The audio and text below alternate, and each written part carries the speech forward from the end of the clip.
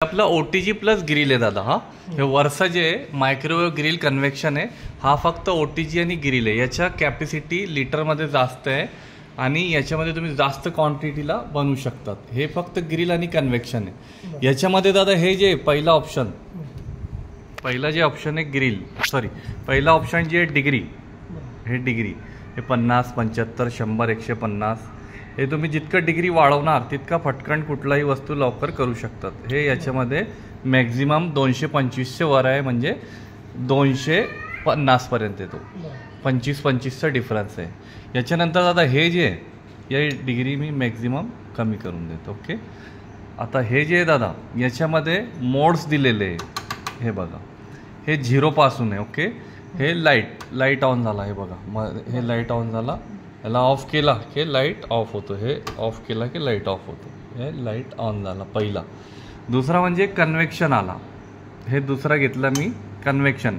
हे फॅनचा सिम्बॉल आला म्हणजे कन्व्हेक्शन. सर्वात छान तुम्ही बेकिंग करू शकतात. आता बेक करायचं आहे, हे कन्व्हेक्शनला जाऊन इथून मला डिग्री कमी करावा लागेल. मला केक, नानखटाई, बिस्किट, बाटी, पिझ्झा बेस, कुकीज करायचं आहे, तर मला कन्व्हेक्शनला जाऊन याचा डिग्री 180 करायचा. हे इथे डिग्री कमी करायचं. हे 200 ते 175 मध्ये घ्यायचं. केकसाठी फक्त केकमध्ये नानखटाई, बिस्किट, बाटी, पिझ्झा बेस, कुकीज, मोदक पण बेक करू शकतात तुम्ही, आणि सर्वांना मॅक्झिमम लागेल. मग याच्यानंतर दादा कन्व्हेक्शन आला आपला. याच्यामध्ये तुम्ही तंदुरी रोटी वगैरे पण बनवू शकतात, नान पण बनवू शकतात. याच्यानंतर दादा हे जे आला, दोघे साईडने रोटेसरी एक रॉड दिलेला आहे मध्ये. बघा, मला चिकन, फिश, अख्खी मुर्गी रोस्ट करायचं असेल तर ते लावू शकतो मी त्याच्यामध्ये. त्याच्यानंतर एक्झॉस्ट फॅन दिलेलं फक्त कन्व्हेक्शन. याच्या डिग्री ते 180 जसा दाखवला. हे दोघे सेम असे दादा. ओके, याच्यामध्ये जास्त वॉर्मिंग आहे. त्याच्यानंतर दादा हे ECG सिम्बॉल वरचा आला ग्रिल.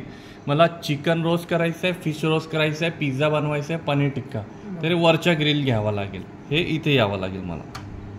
हे असं आला. याच्यानंतर दादा मला हे बघा एक रॉड दिलेला आहे याच्यामध्ये आणि ग्रिल वरचा. हे जास्त वॉर्मिंगसाठी. हे 2च पॉईंट होते, हे 3 पॉईंट आहे. अगदी मध्ये बघा तुम्ही, अगदी लहान दिसून राहिला ते. हे 2 पॉईंट होते, हे 3 पॉईंट. हे जास्त ग्रिल आहे, जास्त मध्ये करू शकतात आणि रोटेसरी पण होईल तो.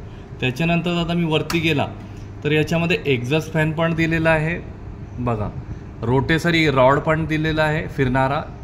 मुर्गी, फिश, चिकन टिक्का ते लावायचं आहे, ते पनीर टिक्का पण करू शकता तुम्ही. त्याच्यानंतर ग्रिलचा पण रॉड दिलेला आहे. एक्झॉस्ट फॅन बेक पण होईल आणि रोस्ट पण होईल आणि रोटेसरी पण होईल त्याच्यामध्ये.